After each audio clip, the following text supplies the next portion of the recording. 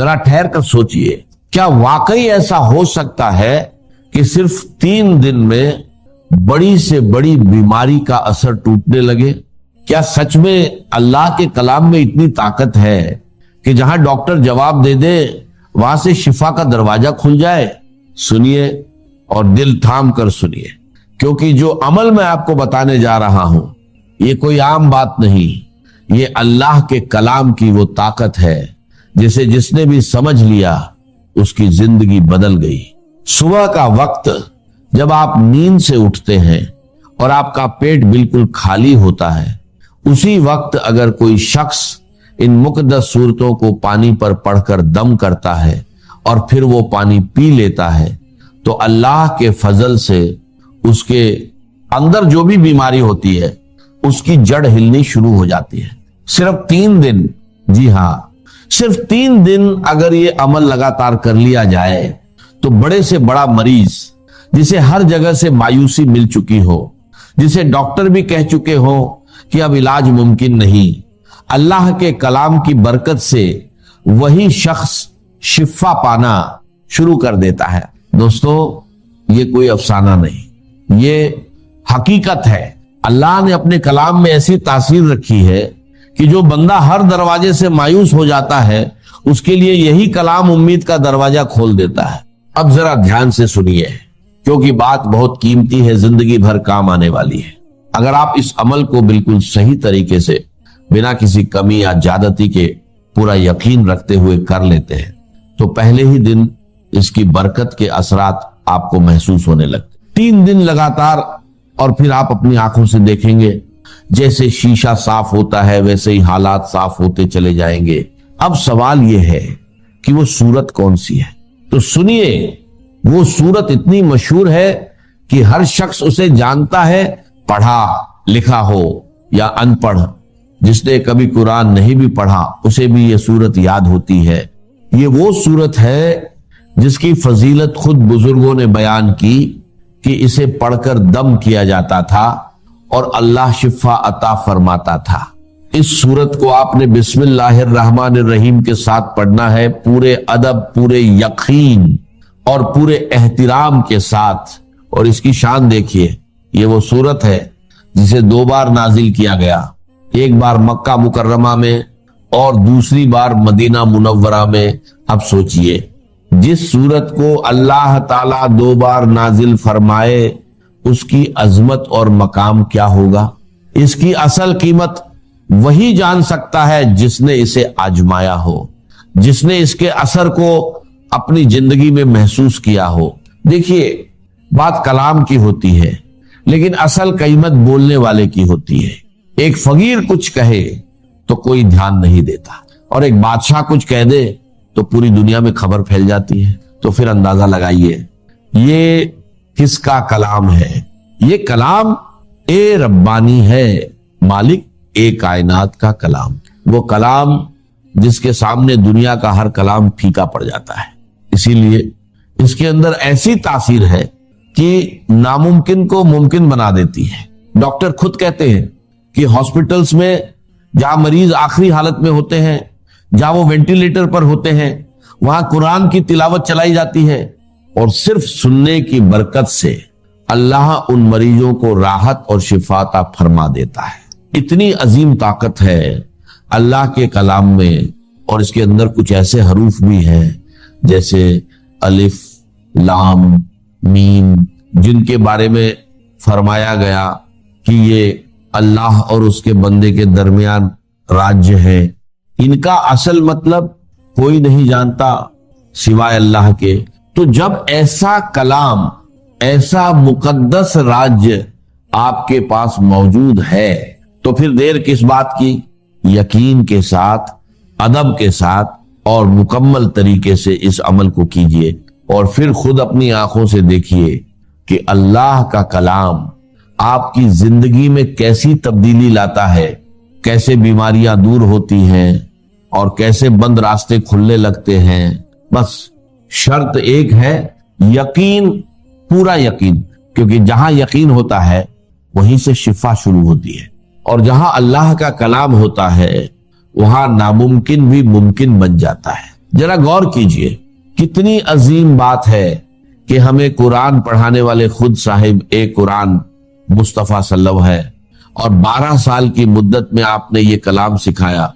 अब सोचिए अल्लाह ताला ने अपने हबीब सल्लम को क्या क्या अता न किया होगा, आसमानों के खजाने, इल्म के दरिया और वो नूर जिसकी कोई इंतहा नहीं।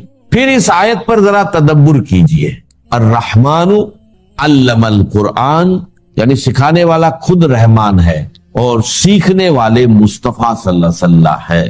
तो अंदाजा लगाइए ये कैसा कलाम है और इसमें कितनी ताकत छुपी हुई है। ये वही कलाम ए पाक है जिसकी सबसे पहली सूरत सूरह फातिहा शरीफ है। अब जरा इसकी शान सुनिए, ये सूरत नूर भी है, रोशनी भी है और जिंदगी को बदल देने वाली हकीकत भी है। ये वो सूरत है जो दिलों को सुकून देती है, जिस्मानी और रूहानी बीमारियों का इलाज है। ऐसी कोई बीमारी नहीं जिसका हल इस सूरत में मौजूद न हो। अगर आप इस सूरत को पढ़ लें और उसके साथ वो दूसरी सूरत भी पढ़ें जिसका जिक्र आगे आएगा, तो यकीन जानिए आप हैरान रह जाएंगे कि अल्लाह के कलाम में कैसी जबरदस्त तासीर है।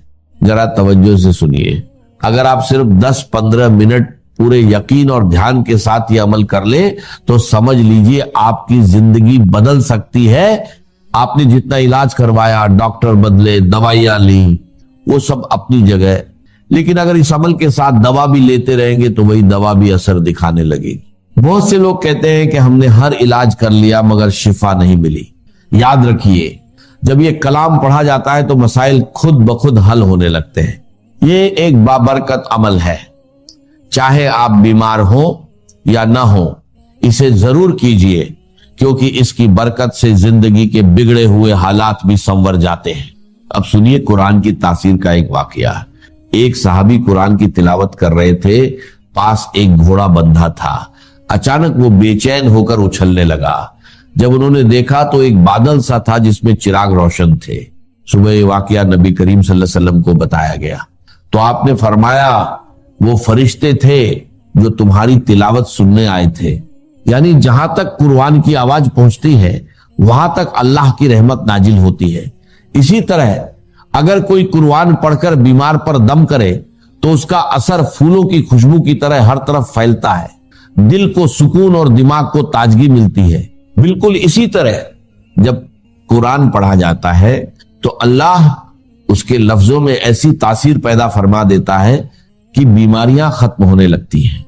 सहाबा किरामज ने सूरह फातिहा पढ़कर सांप के डसे हुए शख्स पर दम किया तो अल्लाह ने उसे शिफा अता फरमा दी। इसी तरह एक शख्स को मिर्गी के दौरे पड़ते थे, जब उस पर यह सूरत पढ़कर दम किया गया तो अल्लाह ताला ने उसे उस बीमारी से निजात दे दी। अब तरीका सुन लीजिए, आपने बिस्मिल्लाहिर्रहमानिर्रहीम के साथ सूरह फातिहा पढ़नी है। शुरू में 7 मरतबा आमीन कहना है, फिर पूरी सूरत इस तरह पढ़े, बिस्मिल्लाहिर्रहमानिर्रहीम अल्हम्दुलिल्लाहि रब्बिल आलमीन अर्रहमानि अर्रहीम मालिक यौमिद्दीन इय्याका नअबुदु व इय्याका नस्तईन अहदिना अस्सिरातल मुस्तकीम सिरातल लदीना अनअमता अलैहिम गैरिल मग़दूबि अलैहिम वलद्दाल्लीन आमीन।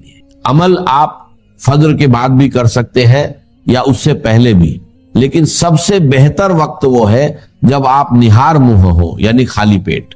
उस वक्त इंसान ताजा होता है, दिल पुरसुकून होता है और इबादत के लिए बेहतरीन कैफियत में होता है। इसी वक्त जमीन पर फरिश्ते भी मौजूद होते हैं, रात के फरिश्ते वापस जा रहे होते हैं और दिन के आ रहे होते हैं। ये वो लम्हा होता है जब अल्लाह की रहमतें सबसे ज्यादा नाजिल होती हैं। अब एक खास बात याद रखिए, हर बार बिस्मिल्लाहिर्रहमानिर्रहीम के साथ सूरत पढ़नी है क्योंकि इसी में असल बरकत छुपी हुई है। एक बादशाह को सर दर्द रहता था, बड़े बड़े हकीम और डॉक्टर उसका इलाज न कर सके। एक बुजुर्ग ने उसे एक टोपी दी, जब वो पहनता तो दर्द खत्म हो जाता और जब उतारता तो दर्द वापस आ जाता। जब उसने टोपी को खोलकर देखा तो उसमें एक कागज था जिस पर लिखा था बिस्मिल्लाहिर्रहमानिर्रहीम یہ دیکھ کر وہ حیران رہ گیا اور اسلام کی حقیقت کو قبول کر لیا۔ اسی طرح ایک بزرگ راستے سے گزر رہے تھے، انہوں نے ایک کاغذ کا ٹکڑا دیکھا جس پر بسم اللہ الرحمن الرحیم لکھا ہوا تھا۔ انہوں نے اسے اٹھایا، صاف کیا، خوشبو لگائی اور ادب کے ساتھ رکھ دیا تو غیب سے آواز آئی، جس طرح تم نے میرے نام کی تعظیم کی میں تمہیں دنیا اور آخرت میں عزت عطا کروں گا۔ دوستو، یہ کوئی معمولی الفاظہ نہیں، یہ اللہ کا کلام ہے۔ اسے مکمل یقین کے ساتھ پڑھیے اور پھر دیکھیے کیسے زندگی بدلتی ہے، بیماریاں دور ہوتی ہیں اور بند راستے کھلنے لگتے ہیں۔ بس ایک شرط ہے، یقین، پورا یقین، کیونکہ جہاں یقین ہوتا ہے وہیں سے شفا شروع ہوتی ہے۔ دوستو، بسم اللہ کے ساتھ ہی اس سورت اے مبارکہ کو آپ نے صرف اور صرف 41 بار پڑھنا ہے، یا پھر بعد میں 40 بار بھی پڑھ سکتے ہیں، اور پھر بسم اللہ کے ساتھ اسی طریقے سے پڑھنا ہے جیسے میں آپ کو بتا رہا ہوں۔ بہت سارے لوگوں کو 40 کی عدد کے حوالے سے بھی نہیں پتا ہوتا کہ 40 کیوں پڑھا جاتا ہے۔ اسلام میں 40 کا بڑا خاص مقام ہے۔ ہمارے نبی صلی اللہ علیہ وسلم کو بھی نبوت 40 سال کی عمر میں عطا ہوئی۔ پہلے مسلمانوں کی تعداد کم تھی، صرف 39 لوگ تھے اور وہ چھپ چھپ کر عبادت کرتے تھے، لیکن جب 40ویں شخص نے اسلام قبول کیا تو پھر دعوت اسلام کھل کر ہونے لگی۔ تب یہ یقین ہو گیا کہ اب ہم حق پر ہیں اور ہمیں چھپ کر نہیں بلکہ کھل کر عبادت کرنی چاہیے۔ اسی لیے 40 کی عدد بہت اہم مانی جاتی ہے، اسے ہمیشہ مد نظر رکھیں۔ اب جب آپ اس سورت کو پڑھ لیں تو ایک بوتل پانی لگ بھگ 1 یا 1.5 لیٹر اپنے پاس رکھیں۔ سورت مکمل کرنے کے بعد اس پانی پر دم کریں۔ اس سورت کے پڑھنے میں بڑی برکت ہے۔ جو شخص اسے پڑھتا ہے وہ کبھی محتاج نہیں ہوتا اور بیماریاں بھی اس کے قریب نہیں آتی۔ اگر آپ اسے کچھ دنوں تک جاری رکھیں تو اس کے کمالات آپ خود دیکھیں گے۔ اب اس کا طریقہ یہ ہے، جس سورت کا آپ پہلے ذکر کر رہے ہیں، جتنی بار شروعات میں بسم اللہ پڑھی جاتی ہے اتنی ہی بار یہاں بھی پڑھنی ہے اور آخر میں بھی اتنی ہی بار پڑھنی ہے۔ اس کے بعد اس پانی کو 3 وقت استعمال کریں، صبح، دوپہر اور شام۔ اگر گھر میں کوئی مریض ہے تو اسے پلائیں۔ اگر آپ خود بیمار ہیں تو اس پانی کو اپنے اوپر بھی دم کر کے پھیریں۔ انشاءاللہ ایک ہی دن میں آپ کو اثر دکھائی دے گا۔ یہ سورت بہت افضل ہے اور اسے قرآن کی دلہن بھی کہا جاتا ہے۔ اس سورت میں بار بار ایک ہی آیت دہرائی گئی ہے اور اس کا نمبر 55 ہے۔ اسے سورت الرحمن کہا جاتا ہے۔ جب اسے پڑھا جاتا ہے تو جنات بھی اسے سن کر کہتے ہیں، اے اللہ، ہم تیری کسی بھی نعمت کو جھٹلاتے نہیں۔ یہ سورت ہر طرح کی حاجت کے لیے بہت فائدہ مند ہے۔ اگر اس کے پانی کو گھر کی دیواروں پر چھڑکا جائے تو اللہ تعالیٰ ہر طرح کی بلا اور نقصان دینے والی چیزوں سے حفاظت فرماتا ہے۔ کہ شہزادہ تھا کپل وستو کا، محل میں رہتا تھا، جوان بیوی تھی، ایک بچہ بھی، بیٹا وہ بھی تھا۔ جوان بیوی کو اور بیٹے کو چھوڑ کر جنگلوں میں نکل گئے۔ کیوں؟ دیکھا دنیا میں دکھ بہت۔ کہیں وہ دیکھا اس نے اندھا ایک آدمی ہے، وہ ٹھوکریں کھا رہا، گر رہا۔ کہیں دیکھا کسی کا بچہ جو ہے عالم نزع میں ہے، کوئی کچھ نہیں کر سکتا، رو رہے، پیٹ رہے۔ کہیں دیکھا جنازہ جا رہا، کندھے کے اوپر رکھ لے جا رہے۔ تو اس کے فکر کا مرکزی نقطہ کیا ہے؟ سروم دکھم، یہاں تو دکھ ہی دکھ ہے اور کچھ نہیں۔ اس دکھ سے سیلویشن حاصل کرنے کے لیے وہ نکل گئے۔ اب کیا اسے ملا کیا نہیں ملا اسے چھوڑ دی، لیکن ایک مثال تو ہے۔ محل کی زندگی چھوڑ کر، جوان بیوی کو چھوڑ کر، ایک چھوٹے بچے کو چھوڑ کر انسان نکلا ہے۔ ان الانسان لفی خسر، دنیا کے اندر یہ تکالیف دیکھ کر اتنا متاثر ہو گئے، تو آخرت کی تکالیف وہ تو بہت بڑی ہے، بہت بڑی ہے، بہت بڑی۔ قرآن مجید کے ہر صفحے کے اوپر جہنم کے کوئی نہ کوئی مناظر دکھا دیے گئے۔ کیا کھانے کو ملے گا؟ زقوم، جو پیٹ میں جائے گا تو کھولے گا جیسے کہ پانی کھول رہا ہو، اور پھر اس پر پیاس لگے گی تو حمیم ملے گا، گرم پانی یا پیپ، اور زخم کا دومن ملے گا۔ حضور کو شب معراج میں جو دکھائے گئے مناظر، عذاب کس کس طور سے انسانوں کو ہوگا۔ وَالْعَصْرِ إِنَّ الْإِنسَانَ لَفِي، اور میں عرض کر چکا ہوں خسرن ہے یہاں، الخسر نہیں۔ الخسر ہوتا ہے تو کوئی خاص خسارہ، خسرن یہ قاعدہ ہے عربی زبان میں، تنکیل نکرہ جو آتا ہے تفخیم کے لیے، کیا خسارہ، بہت بڑا گھاٹ۔ اب جو اس سے استثناء کی 4 شرائط ہیں ان کو سمجھیے. سب سے پہلے ایمان. اب یہاں تو ایک لفظ آیا ایمان. اللہ پر ایمان، رسولوں پر ایمان، آخری رسول اور آخری نبی پر ایمان، کتابوں پر ایمان اور آخری کتاب قرآن پر ایمان، باس بعد الموت پر ایمان، حساب کتاب پر ایمان، جزا و سزا پر ایمان، جنت اور دوزخ پر ایمان.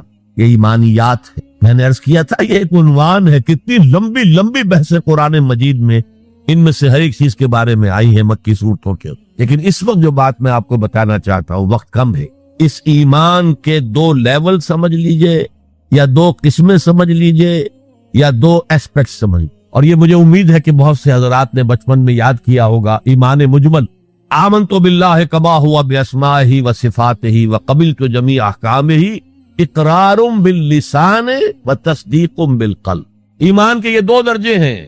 زبان سے اقرار، جو کہے، کسی مذہب کا ماننے والا ہو، ہندو ہو، سکھ ہو، پارسی ہو، عیسائی ہو، جو کہے اشہد ان لا الہ الا اللہ و اشہد ان محمد رسول اللہ، ایسے ہے محسوس ہوتا ہے کہ ایک لائن کھچی ہوئی تھی، پہلے ادھر تھا فوراً ادھر آ گیا. یہ ہے اقرار باللسان. اس کی حیثیت قانونی ایمان کی ہے. ظاہر بات ہے مسلمان باپ کی وراثت مسلمان بیٹے کو جا سکتی ہے، بیٹا مسلمان نہیں ہے تو وراثت نہیں پہنچے. Who is a Muslim and who is not a Muslim؟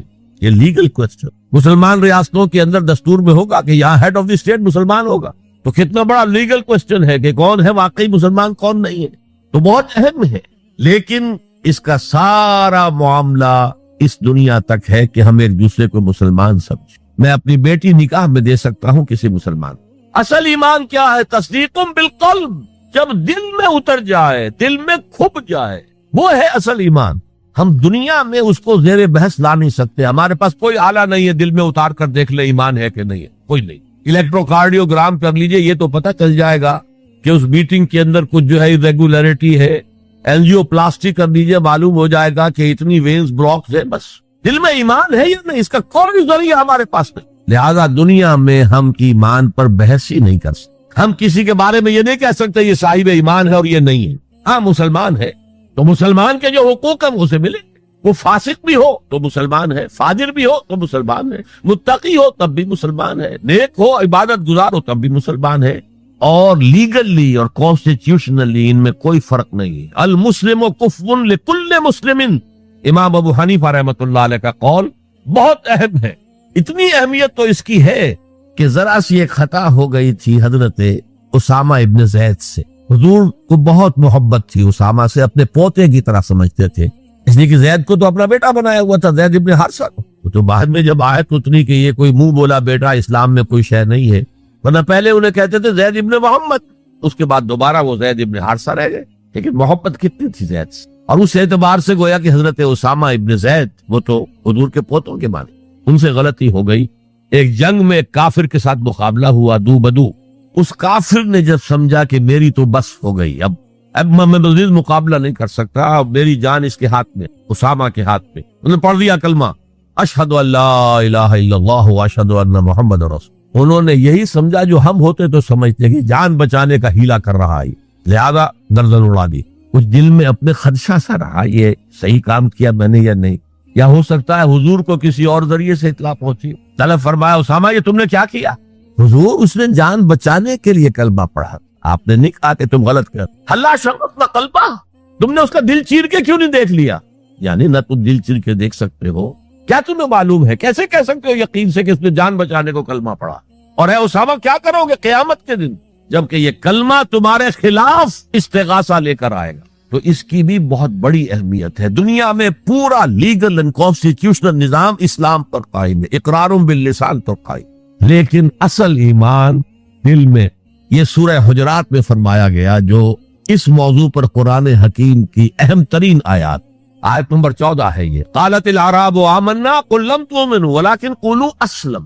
اے نبی یہ بدو جو ہیں یہ کہہ رہے ہیں ہم ایمان لے آئے، دعویٰ کر رہے ہیں ایمان کا. آپ ان سے کہہ دیجئے تم ایمان ہرگز نہیں لائے ہو، یوں کہو کہ ہم مسلمان ہو گئے ہیں، ہم نے اطاعت قبول. ولما يدخل الايمان في قلوبكم، ابھی تک ایمان تمہارے دلوں میں داخل نہیں ہوا. اللہ تو کہہ سکتا ہے نا.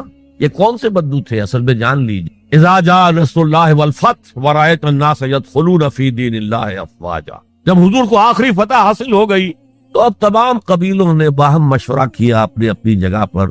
It's no use resisting now. اب ہم مزید جو ہے محمد کا راستہ روک نہیں سکتے صلی اللہ علیہ وسلم. چلو چلے اور چل کر اسلام لے آئے.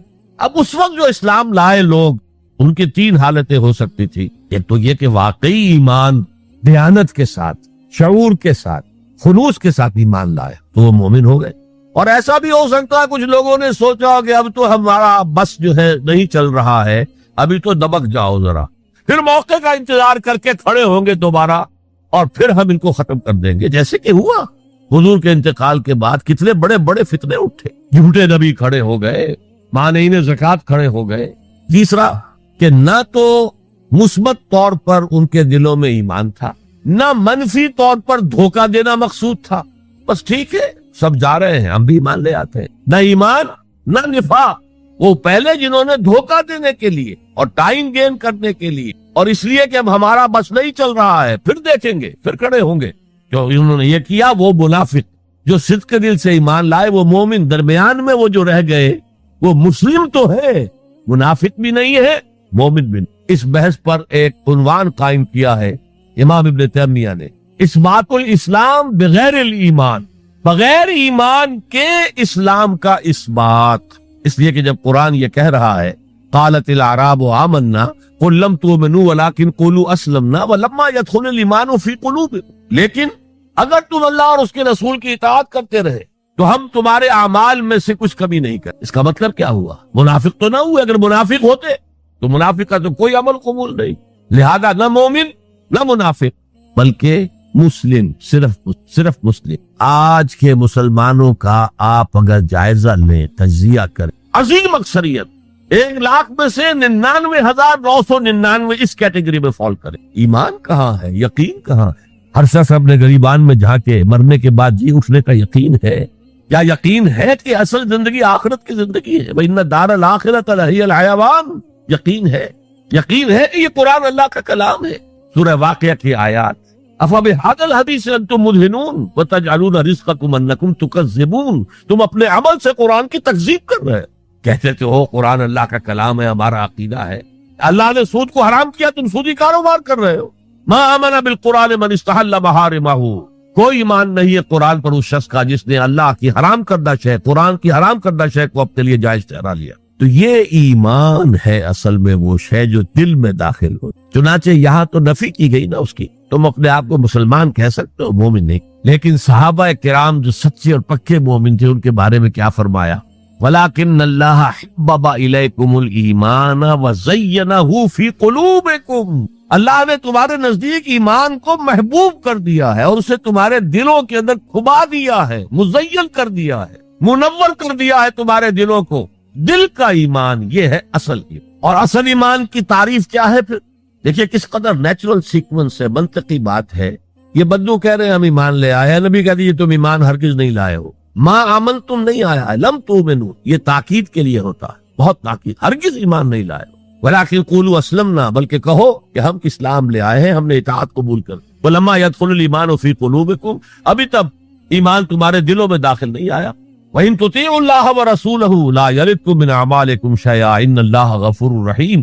اس حالت میں بھی اگر تم اللہ اور اس کے رسول کی اطاعت کرتے رہو گے تو یہ اللہ تعالیٰ چونکہ غفور اور رحیم ہے, یہ رعایت کرے گا کہ تمہارے اعمال کو تسلیم کر لے گا اور اس کے اجر سے تمہیں محروم نہیں. لیکن اصل سیکوینس جو میں بتا رہا تھا, اب اس آیت کے نتیجے میں سوال پیدا ہو گیا نا, ڈیفائن ایمان.